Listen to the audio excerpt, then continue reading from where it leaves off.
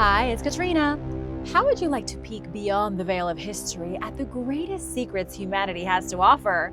Come with me today through the deserts of Egypt, the dripping caves of Mississippi, and a mysterious war that happened 13,000 years ago that could change history. Let's dive into these ancient secrets. Putting Ramses back together again.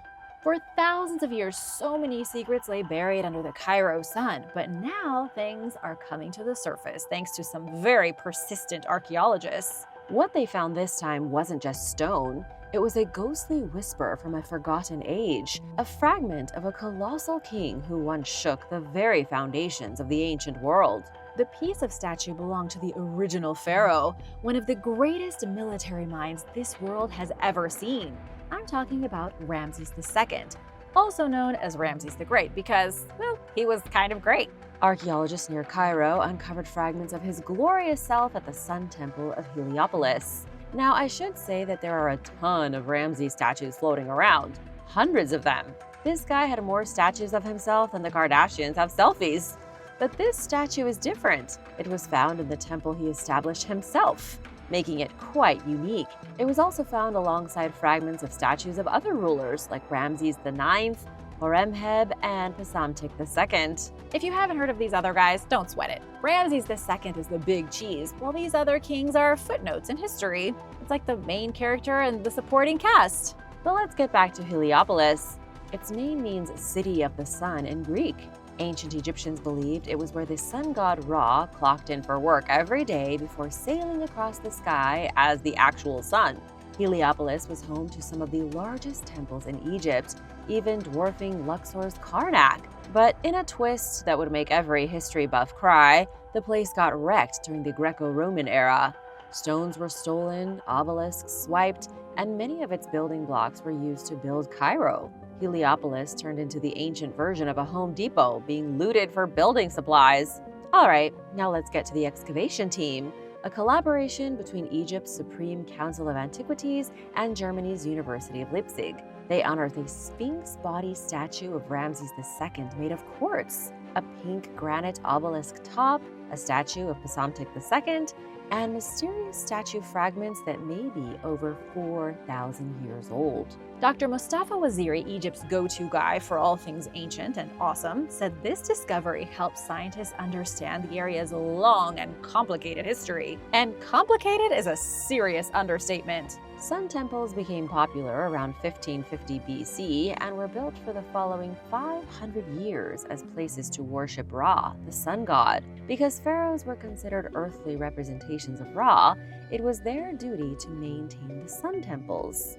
Each pharaoh added their own bits of flair to the sun temples, usually in the way of their own statues. It's why so many kingly figures were found at Heliopolis. But it's Ramses II statue that has everyone going really bananas. Ramses II was Egypt's rock star ruler. He built so many statues of himself you'd think he was running for eternal prom king. And get this, he was crowned at 25, ruled for 67 years, had over 100 kids, survived an ambush at the Battle of Kadesh, and built Abu Simbel.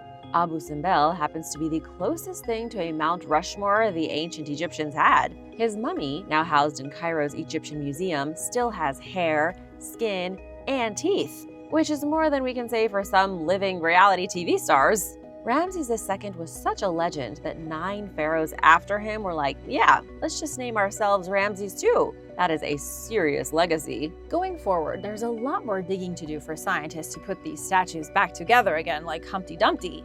Dr. Waziri said the team is not done, so don't be surprised if next month they find Ramses' pet cat or his lost poetry. The most disgusting mummification job ever. I haven't even started and I'm already kind of grossed out. I hope you're not eating lunch because this is the worst mummy I think I've ever seen, and not for any reason you might think of off the top of your head. Deep in the crypt of a sleepy Austrian village church lies a mummy so weirdly well preserved, scientists couldn't believe their eyes or their noses. Meet the air-dried chaplain, a priest who died nearly 300 years ago, got packed like a holiday ham, and is now the subject of a truly bizarre medical mystery. Researchers recently cracked open the coffin in St. Thomas am Blasenstein to examine a perfectly intact priest. Inside the priest, scientists identified a horror show of 18th century DIY embalming. Twigs, linen, wood chips, fabric, and a generous dose of zinc chloride, all found inside the priest's mummified body. These are all ingredients in discount embalming. When you don't have the fluid, fill the body with wood chips like you're making a scarecrow. Only whoever mummified this priest did things a little unorthodox. The wood, twigs, and fabric were all inserted through his rectum. Gross, I know. This holy man was posthumously packed from the bottom up like a sacred sausage. This was not your everyday embalming, said Dr. Andreas Nerlich, lead researcher and unexpected expert in historical butt-stuffing techniques. They basically turned him into a human sponge with what they had lying around.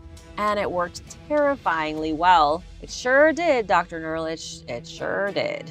The body, identified as Franz Xaver Zidler von Rosenegg, a local vicar who died in 1746, was so well preserved in the torso that his abdominal wall looks fresher than your neighbor's leftovers. The head and legs didn't fare as well. But let's face it, when you are centuries old and still have abs, you're winning. The reason for his unusual embalming was probably to prevent the spread of disease by miasma, that old-timey belief that rot could travel by smell and ruin your whole village. People used to think that diseases, just like the plague, spread through scent. Someone must have figured out that embalming a person through the back door creates less stinky smells than cutting them open. Scientists are now saying this extra wild method of embalming may have been more common than previously thought. No one realized it because in 99% of cases, the body decays and covers up the evidence of rear-end embalming. Not so for Father Twiggy Pants here. His abdomen was stuffed with fir, spruce, hemp, flax, and mystery fabrics, including a very stylish floral cotton pattern. All of these materials soaked up internal fluids, like putting your wet phone in a bag of rice. Add in zinc chloride for that crisp, desert-dry finish, and voila! You've got priest jerky. Thanks to CT scans, carbon dating, and chemical analysis, the team confirmed Sidler's ID and even pieced together his lifestyle. He had a decent diet, did low manual labor, was a longtime smoker, and likely suffered from tuberculosis at the end. The priest lived like a 1700s desk job chain smoker. So why the elaborate embalming? Some suspect his body was prepped for transport back to his home abbey, but something went sideways. Now he rests forever in St. Thomas. Air-dried, expertly stuffed, and accidentally immortal. Father Sidler probably wanted a quiet burial. Instead, he became one of Europe's most eye-popping corpses and the star of a medical paper with the best opening line in scientific history. The mummy in the crypt was in excellent condition because they packed his insides with twigs. Maybe I should start reading more medical papers because scientists really know how to have fun. And now for a quick break because I want to give a big thank you to Rachel's for this super thanks. It really means a lot and we wouldn't be here without you. Be sure to subscribe and hit that notification bell to join the Origins Explained family because why not? World War Zero. World War Zero was humanity's first bloodbath. This war was waged so long ago that humans didn't even have the wheel or iron weapons. The real First World War happened 13,000 years ago. Forget Franz Ferdinand and muddy trenches. The real First Global War didn't involve empires, uniforms, or maps. It involved spears, stone-tipped arrows, and two angry prehistoric factions in Northeast Africa fighting over something. Welcome to Jebel Sahaba, Sudan. The year is 11,000 BC. The mood is absolutely feral. A team of French, British, and American researchers dug up evidence of the oldest large-scale human-on-human beatdown ever recorded. And it wasn't just a quick skirmish. This was an extended, brutal campaign. A prehistoric meat grinder. Flint flying everywhere. The team found skeletons full of stab wounds at a mass burial site along the Nile. Some had been speared multiple times. Dr. Daniel Antoine from the British Museum explained this was not a bar fight gone wrong. The bodies, nothing but bones today, are part of the oldest known cemetery in the region. Almost half the corpses show signs of violent death, and many were women and children. It looks like nobody was off limits in this prehistoric war of the Stone Age. What do you suppose kicked off the conflict? Did one caveman hook up with another caveman's boo? Was it an issue of food? A difference in religious opinions? Scientists think it was all due to racism. Who would have thunk that 13,000 years ago, the first war on Earth started because one group judged another group by how they looked and talked? Will nothing ever change? Anthropologists suggest the conflict likely occurred between two culturally distinct groups: ancestors of today's Black African communities, a sub-Saharan population, and another group possibly linked to Levantine peoples from the Mediterranean. Different language, different skin color, different survival tactics, same old story. Those folks don't look like us, so let's throw spears. To be clear, this wasn't a once-off brawl. The remains show injuries that occurred over time, suggesting an ongoing state of warfare. This is why the discovery is so profound. If it was one battle, I wouldn't even mention it. But this was a prolonged conflict, an early sort of trench warfare with two groups dug in and fighting for their future. Who do you think won? Lost loot at Calatrava la Vieja. Once upon a battlefield in central Spain, while Christians and Muslims were playing centuries-long tug-of-war over territory, 4 hidden stashes of silver were quietly tucked away in secret corners of Calatrava la Vieja. Then they were completely forgotten, and now it's time to recover them. Let's go on a treasure hunt. Are you with me? This ancient fortress town, now a sleepy ruin in Ciudad Real, was once the medieval version of a high-stakes bank vault. That's to say, it was filled with treasure. Since 1960, 4 different coin hoards have been unearthed from the dirt around this old war zone. Each one a whisper from people who once said, "I'll just leave this here until things calm down." Famous last words, huh? The first treasure was stumbled upon by a lucky farmer in 1960, who accidentally unearthed over 100 coins from the 9th century. Talk about hitting the jackpot. Rather than call in the experts, he took the classic finders keepers approach and sold almost all of them. Only 5 coins made it to a museum. The rest are somewhere out there in the big wide world. The second stash was found in 1995 near a septic tank, where all great legends begin. Buried for over 1,100 years, it held 400 grams of silver coins, a few bits of Frankish change, and 2 tiny pieces of jewelry. Flash forward to 2004, archaeologists digging just outside the fortress walls struck silver again. This time, they found 71 coins, hidden in what may have once been the roof beam of a suburban medieval home.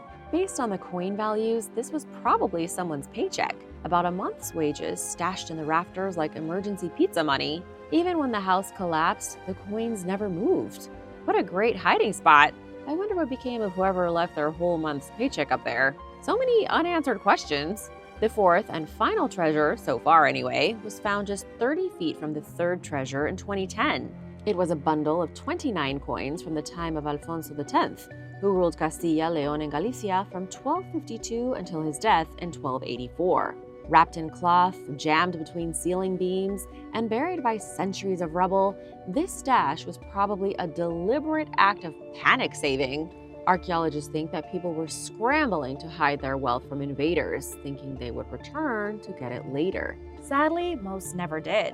Whether they fled, died, or just forgot which roof beam held the goods, the treasure stayed hidden until modern times. Calatrava la Vieja sat on the frontier between Christian and Muslim territories for centuries, making it one of the most unstable places in Europe. It's no wonder the people here were paranoid about their cash. It had a population of about 4,000, which is incredible when you look at this aerial shot of the city now. Not too impressive anymore, is it? That little red circle in the image, courtesy of Manuel Retuerce Velasco, is where the first hoard was found in 1960.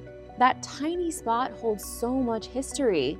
This area might be dominated by dusty farm plots today, but centuries ago, it was a bustling town with its own castle and a lot of people worried about their cash. Come to think of it, people haven't changed much. Don't you know at least one person who probably has all of their money stuffed into the rafters or their mattress? The darkness below Mississippi. Deep in the woods of Vieja, Mississippi, where the cell signal is sketchy but the southern charm is off the charts, lurks one of the state's coolest, creepiest, and most criminally underrated gems, Chalk Mine Hollow. It's got Civil War history, spooky tunnels, and more twists than your Aunt Linda's soap operas. Mississippi gets a bad rep from the other states. But Mississippi isn't just about barbecue, blues, and brutal humidity. It's also hiding entire cave systems under its small towns like some kind of southern Scooby-Doo episode. Chalk Mine Hollow has been abandoned for over a century. But hold on a cotton-picking minute. Abandoned doesn't mean empty. At first glance, the entrance to Chalk Mine Hollow doesn't scream epic adventure. It's carved into the side of a hill and looks small enough to be a raccoon's forest apartment. But don't be fooled. Step inside and it opens up into a space so vast it feels like an airplane hangar. It is whisper quiet, pitch black. The echoes dance with your every breath. And oh boy, the stories this place could tell. Would I lead you down a creepy dirt path if there wasn't some seriously cool stuff waiting? Absolutely not. In the 1860s, Chalk Mine Hollow was a hotbed of activity. Turns out chalk wasn't just for classroom blackboards back when kids still got the paddle. Confederate forces used massive amounts of chalk to help manufacture gunpowder. Your 5th grade art supply was once part of a battlefield formula. Now, here's where it gets a little murky, a historical maybe. Some locals swear this mine was a makeshift Civil War hospital, but the history books? They're giving a collective shrug.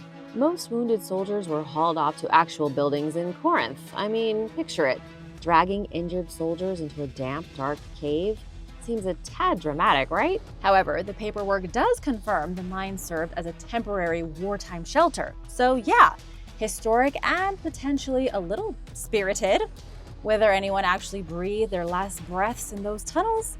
That's still a deliciously spooky question hanging in the air. Think about it. In our world of instant everything and climate-controlled comfort, it is downright bizarre to imagine people being dragged into a black abyss to get bandaged up during a war fought right here on American soil, but it happened. And if your curiosity is officially piqued and you've got a serious itch for adventure, well, Chalk Mine Hollow is calling your name.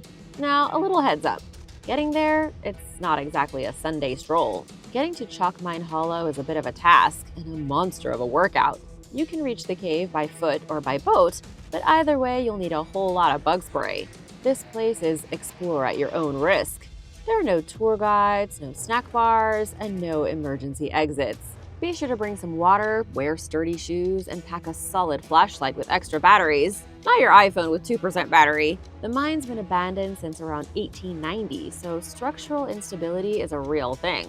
Also, low oxygen levels, sketchy footing, and the occasional angry bat make going anywhere near this place kind of a bad idea. But if you do go, keep your eyes open and report back to me if you find anything cool like Civil War artifacts or, I don't know, a human skeleton.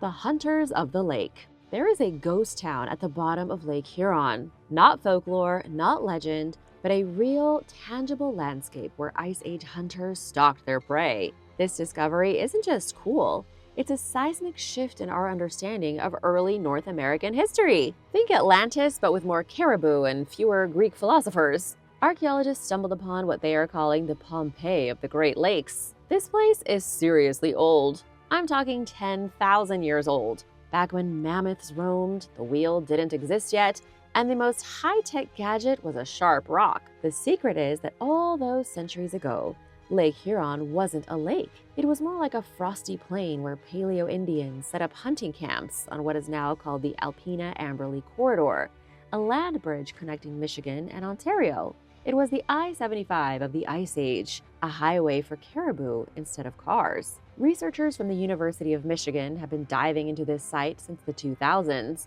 It isn't exactly a city, more like a loose scattering of hunting sites where the ancients trapped caribou.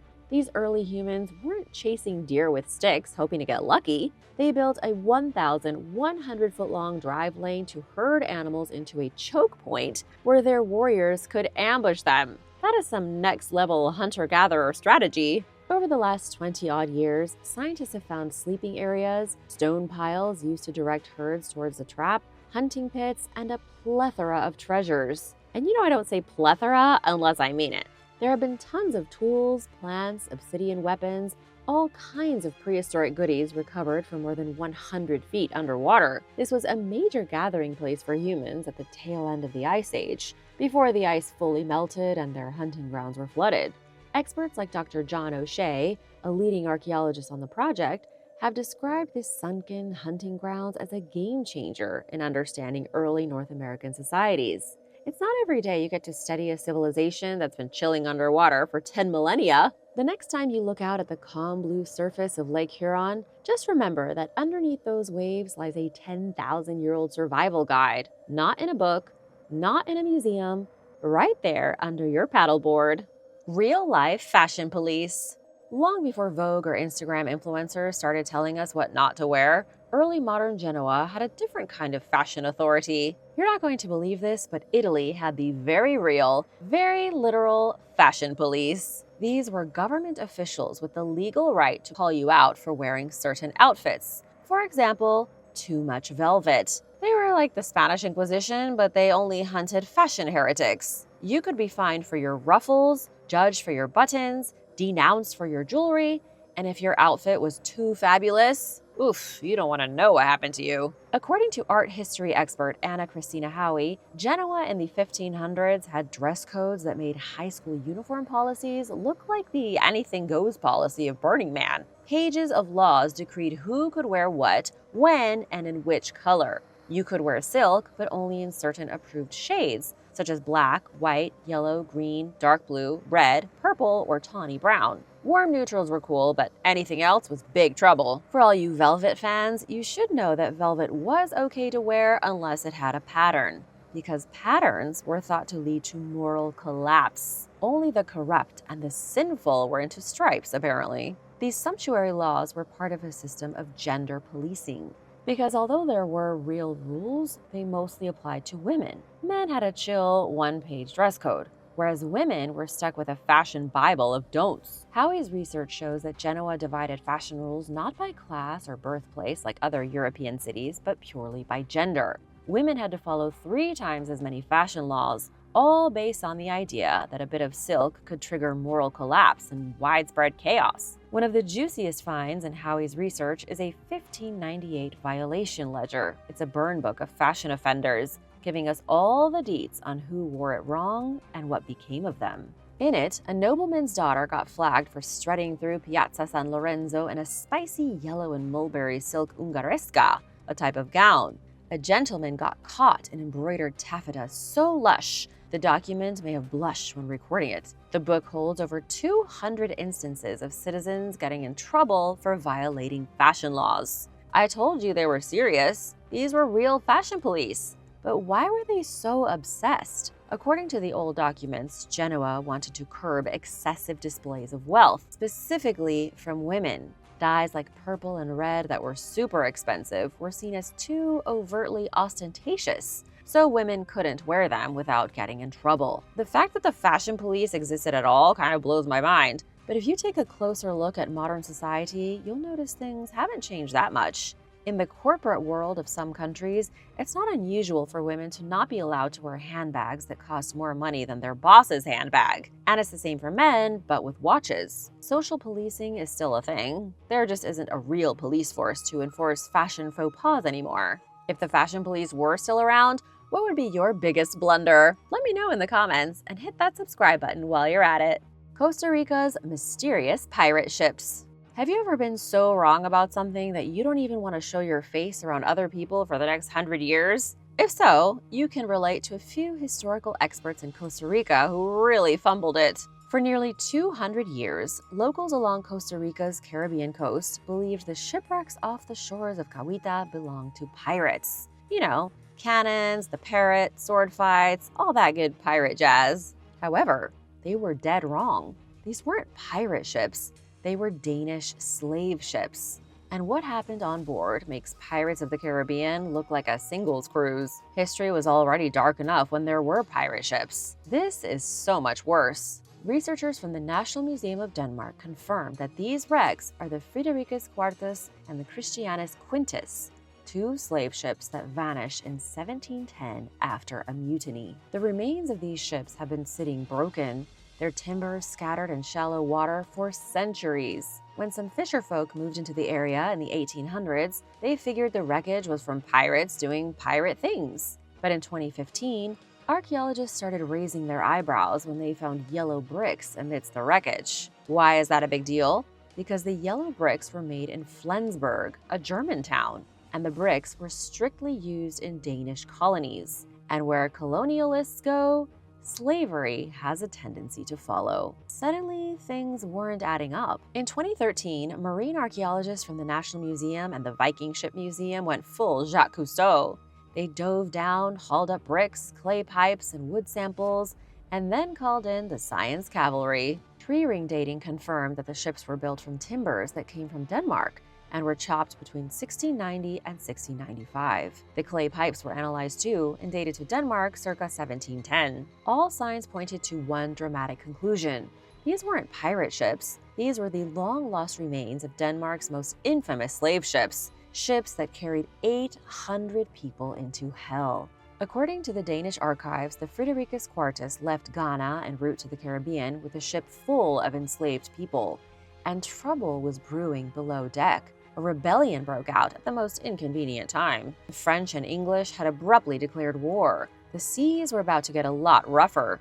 As if a mutiny and an open war weren't enough trouble, both ships got lost in a fog and sailed the wrong way, ending up off the coast of Costa Rica. One of the ships caught fire and roughly 650 enslaved people got stranded on the beach. That beach is now Cahuita National Park. This might seem like a random disaster that history forgot, but it is so much more important. It rewrote the history of an entire Afro-Costa Rican community.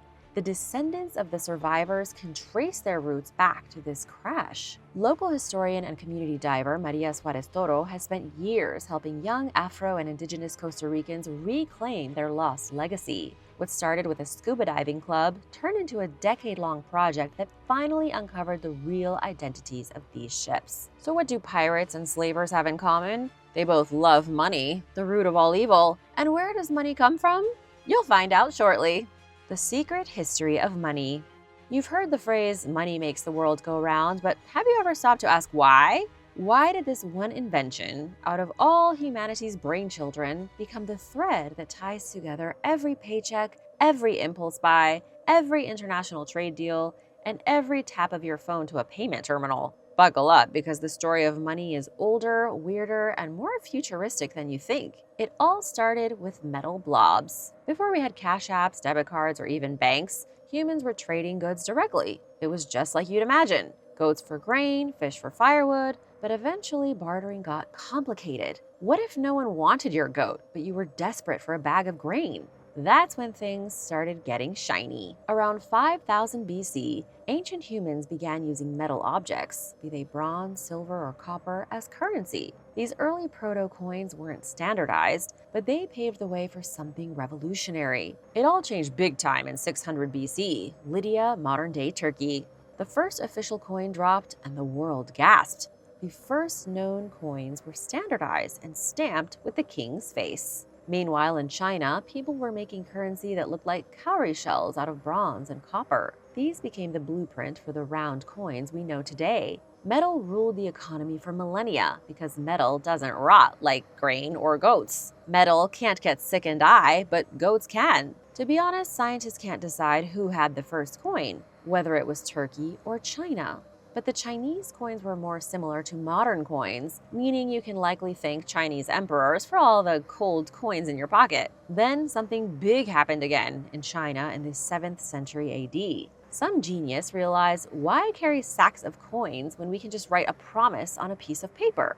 And thus, paper money was born. At first, this magic paper was backed by actual goods like silk, salt, or gold. But as time went on, governments started issuing fiat currency, money backed by nothing but trust. If it sounds sketchy, that's because it is. Remember, your $20 bill is only worth $20 because we all agree it is. By the 1600s, Europe had caught on and paper money spread like wildfire. It fueled trade, empire building, and the birth of modern banking. I say modern banking because the Crusaders had kicked off the banking craze a few centuries earlier. With modern banking came credit, loans, and a new idea. What if you didn't need to carry your gold around in your pocket? What if the bank could keep the gold and give you a piece of paper saying how much money you had instead? It was the invention of the dreaded bank statement. By the 18th century, money started getting more official. Nations began tying their currencies to gold, creating what's now known as the gold standard. This made international trade more stable and rich people very happy. Banks started to look more like the ones we know today, storing wealth, issuing loans, and deciding whether or not you got to buy that factory or that farm. But stability came at a cost. Gold-backed currency could restrict growth. Slowly, the world moved on to something even scarier: plastic. At the start of the 20th century, cash was still king, but the throne was getting crowded. Checks, debit cards, and credit cards began stealing the spotlight. In the 1950s, credit cards burst onto the scene. Suddenly, people could buy things they couldn't even afford. TVs, washing machines, cars. Consumerism was born, and shopping malls rejoiced. Pretty crazy, right? For thousands of years, humans traded pieces of metal, then flat pieces of metal, then paper, then promises. And then 70 years ago, the idea of debt launched the credit card craze that is thriving more than ever right now. But where do we go from here? If the last 7,000 years are any clue, physical cash might soon be a museum relic. In our lifetime, we'll likely see AI-driven finance, blockchain-powered contracts, and currencies we can spend with our retinas or brainwaves. Are you ready for the future? Thanks for watching. Be sure to stay tuned for extra content you might have missed. The Curse of the Mummy. The Curse of the Mummy is one of the scariest ancient secrets in the world. It received global attention in 1922 after Egyptologist Howard Carter unveiled the tomb of King Tutankhamun in the Valley of the Kings. Tutankhamun had been buried with his immense treasure for 3,000 years when Howard Carter opened the tomb. The burial chamber was opened on February 16, 1923, and treasure was carted out by the ton. Shortly after the sponsor of the expedition, Lord Carnarvon, dropped dead. He wasn't the only one either. There were multiple people involved in the excavation that suddenly and mysteriously died. Initial reports claimed it was the curse of the mummy, slowly doing away with those foolish enough to have disturbed the tomb of the great pharaoh. But is there really a curse of the mummy, or was it all just panic? Archaeologist Dominic Montserrat said the idea of a mummy's curse started 100 years before the discovery of King Tut's tomb. He said that in the early 19th century, Egyptian mummies were used in stage shows to entertain people. That was when fiction authors began writing about things like vengeful mummies, which spawned the idea of a mummy's curse. Professor F. de Wolf Miller said the death of Lord Carnarvon was nothing out of the ordinary at all. The conditions of Egypt in the 1920s were atrocious. Some have made the claim that the tomb may have been filled with bacteria that got the excavators sick. However, it was likely much more sanitary inside the tomb than outside. Do you believe in the curse of the mummy? Let me know in the comments. Beauty and the Beast. Prepare to have your childhood ruined by hearing the true story that Disney's Beauty and the Beast was based on. The story, which was first released in France around 1740, was called La Belle et la Bête, but it was based on the true story of a man named Petrus Gonsalves and a young woman named Catherine. Petrus was born in 1537 and suffered from a real medical condition called hypertrichosis. It's known commonly as werewolf syndrome. It causes the human body to be covered in excessive hair. There have been at least 50 cases documented in modern times. In years past, people suffering from this disease were often sent to work in freak shows or at cruel circuses. Petrus was given to King Henry II as a gift in 1547. The king was amused at first, but soon realized the human werewolf was a very intelligent man. He had Petrus educated and schooled him in things like etiquette. But then the king died, and his horrible wife, Catherine de' Medici, took ownership of the Wolfman. She wished to conduct an experiment to see what kind of children the man would produce. In 1570, she married Petrus to Catherine Raphaelin, but Catherine was never warned of her soon-to-be husband's appearance. They ended up being married and allegedly had 7 children together, 4 of which were born just as hairy as their father. And that's the secret true story behind Beauty and the Beast. Maybe they had a happy ending after all. The Palenque astronaut. Researchers have unearthed the ancient mask of King Pakal of the Maya Empire. It was found in the lost city of Palenque, located in the thick jungles of southern Mexico. King Pakal, also known as Pakal the Great or Kiinich Janab Pakal I, was the ruler of the city-state for 68 years, between 615 and 683 AD. He's most famously known as the astronaut of Palenque because on the slab of his sarcophagus is the image of him flying a spaceship. Pacal's tomb has been a source of controversy for decades. It started in 1968 when fiction writer Eric von Daniken compared the image on the sarcophagus to a man in a spacecraft. Researchers have been puzzling over the strange image ever since. Some believe the Maya ruler was in possession of some secret knowledge that would allow him to travel to the stars. At the very least, he may have assumed that in death, his spirit would join beings from another world as they traveled the cosmos. It's highly unlikely that we'll ever truly understand what King Pakal thought about the afterlife.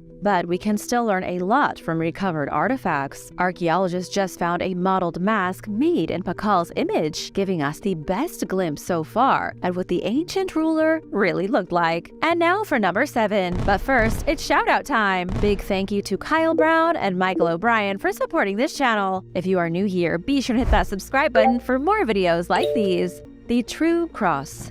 The very first archaeologist in history was a woman. Not just any woman, though. Her name is Saint Helena, and she was the mother of the Roman Emperor Constantine. In 326 AD, she was given credit for unearthing fragments of the holy relic called the True Cross. This is supposedly the physical cross that Jesus Christ was crucified on. But after the crucifixion, the cross was destroyed and broken into fragments. The few fragments that have been recovered from the cross are extremely controversial because there is no way of telling if they are real. Most scholars won't even confirm Jesus Christ as a real person who existed. Emperor Constantine was the first major Christian emperor. He changed Rome from being an empire that persecuted Christians to being an empire of Christians. During the religious panic that swept across the Roman Empire, Constantine had his son and wife executed.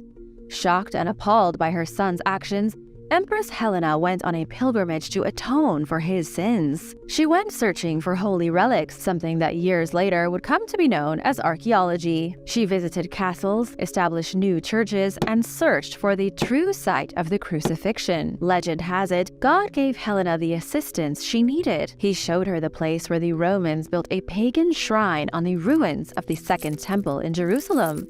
Saint Helena had it demolished and found 3 tiny wooden crosses in the rubble. On the site was built the Basilica of the Holy Sepulchre. The fragments of the cross were some of the first Christian relics. They found their way across the Roman Empire, then started multiplying in the Middle Ages. Most historians agree the fragments are nonsense, just like the holy nails and Jesus' crown of thorns. What do you think? Let me know your thoughts in the comments. Ancient levitation.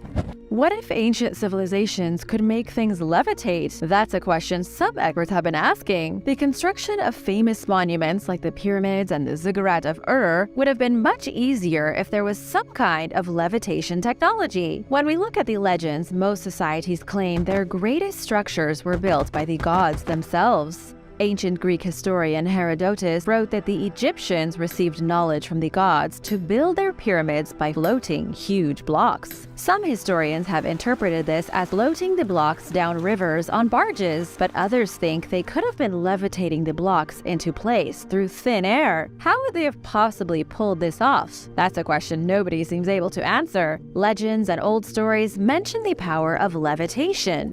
However, not even modern science can achieve such a great feat. It brings us back to the theory that ancient civilizations used extraterrestrial technology to build their great monuments. For ancient alien enthusiasts, maybe it wasn't the Egyptians who levitated huge blocks to build the pyramids, but their alien visitors. I don't know, I'm kind of more for the boring floating on barges theory, but hey, let me know what you think. Headless skeletons.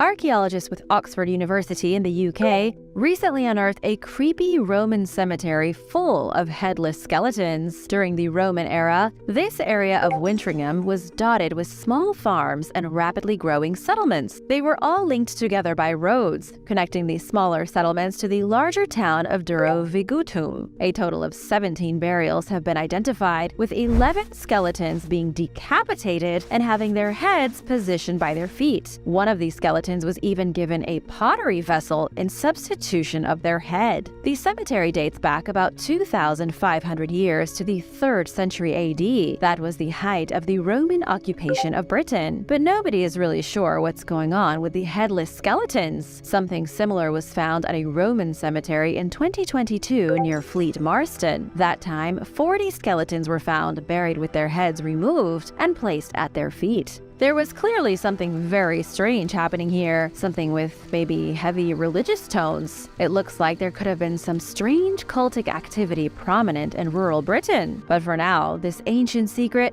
has researchers stumped. Magnetic mysteries at Pumapunku. There are some strange magnetic anomalies happening at the ancient ruins of Pumapunku in Bolivia.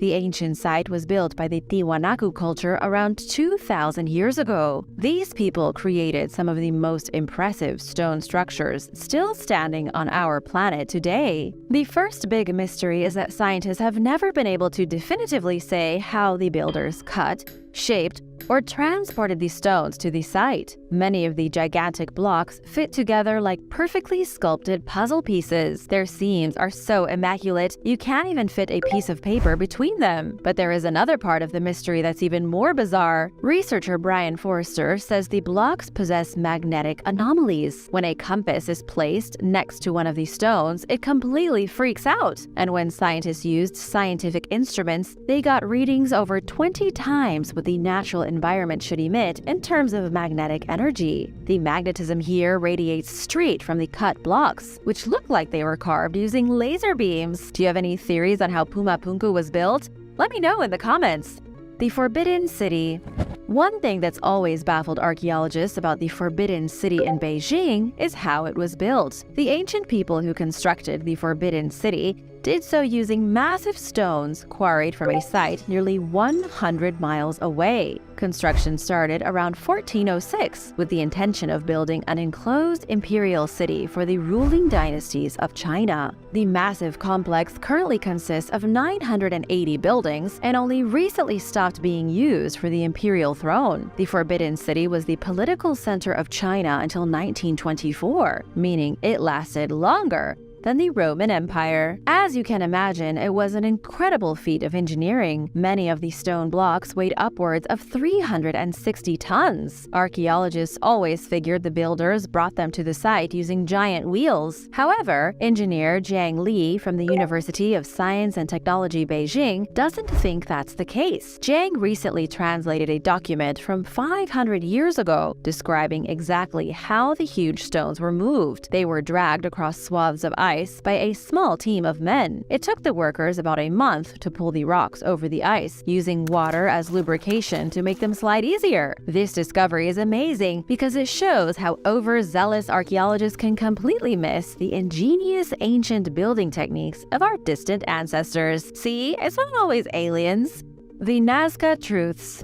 Archaeologists with Yamagata University believe they may have just solved the ancient mystery of the Nazca Lines. The lines consist of geoglyphs carved into the soil of the Nazca Desert in Peru over 2,000 years ago. They were first noted by early Spanish conquistadors in the 16th century. Pedro Cieza de León described them as trail markers in 1553, but it wasn't until airplanes in the 20th century that people realized just how huge the Nazca Lines really are, and just how extensive the project must have been for ancient people. For decades, these strange desert geoglyphs have been a mystery, and a controversial one at that. The issue is that the lines are so big that you can't tell what shapes they form unless you're in the sky. There are over 358 geoglyphs depicting everything from strange patterns, animals, even alien-like figures, but they were all drawn to gigantic proportions, invisible unless you happen to be hovering over the landscape in a hot air balloon, or maybe a spacecraft. The team of researchers from Yamagata University believe the lines were used as a form of communication. Researchers say the figures were pathways leading from one village to the next. They say the animals were drawn alongside the pathways to mark the routes moving between settlements. However, that still doesn't explain how the ancient Nazca made them, or how they could tell the difference from the ground. Bosnia's Pyramid of the Sun. There is a pyramid supposedly hiding in the Balkans, overgrown with trees and shrubs. To the untrained eye, it looks like nothing but a large grassy hill overlooking the town of Visoko in Bosnia and Herzegovina. But to some self-proclaimed archaeologists, the grassy hill is a giant pyramid. In 2005, businessman Sam Osmanagic made claims that the hill constitutes the largest ancient pyramid on the planet. He says it was likely built by the Illyrians, who dominated this part of Europe between 12,000 and 500 BC. The pyramid itself dates back about 8,000 years and was part of a much larger complex. The remains of all these buildings are now overgrown and look like completely ordinary hills. In one of the most outrageous cases of pseudo-archaeology ever, the hills have become a major tourist attraction. Local authorities have funded excavations which have yielded no results. School children are being taken to the hills and taught that they are part of Bosnian heritage. The place has become a massive tourist destination, despite the fact there is no archaeological evidence alluding to the existence of pyramids. As far as mainstream archaeologists are concerned, the hills are made of nothing but soil and grass. Thanks for watching! Do you really think there were levitating pyramids in the ancient past? Let me know in the comments below. Remember to hit that subscribe button if you haven't already, and I'll see you next time. Bye!